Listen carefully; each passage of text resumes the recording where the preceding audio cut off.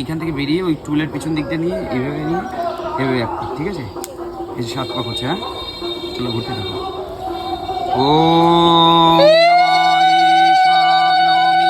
পুরোহিতং যজ্ঞেশ্বদেবা বাবা সবিতা প্রাপয়তো সৃষ্টতময়না কর্মণি।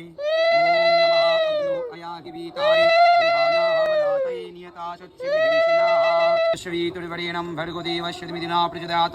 এইবার কিন্তু 7 পাকে ঘোরা চলছে আর ভোলেনাথকে নিয়েই কিন্তু এখানে আমার ঘুরতে হবে। ঠাকুরমশাই এদিকে যজ্ঞ করছে, মন্তর বলছে, আর আমার কিন্তু এখানে 7 বার ঘুরতে হবে। এইবার যারা বলছিলে নাটক করছো, এই করছো ওই করছো, বিয়ের নাটক, আমি বিয়ের নাটক কেন করব? এইটাই কিন্তু আমার একটা বিয়ে হচ্ছে, পরে আমি যখন বিয়ে করব আমার জন্য কোনো প্রবলেম না হয় সেটাতে, তাই ফার্স্টে আমার এই ভোলেনাথের সাথে বিয়ে হয়ে কেটে যাচ্ছে আমার যেই প্রবলেমটা, সেটাই আমি কাটাচ্ছি। এরকম ঘুরতে ঘুরতে আমার তো নিজেরই মনে নেই আমি কতবার ঘুরেছি, তাই আমাকে ঠাকুরমশাই জিজ্ঞাসা করছিল কতবার হয়েছে, এটা নিয়ে 7 বার হবে।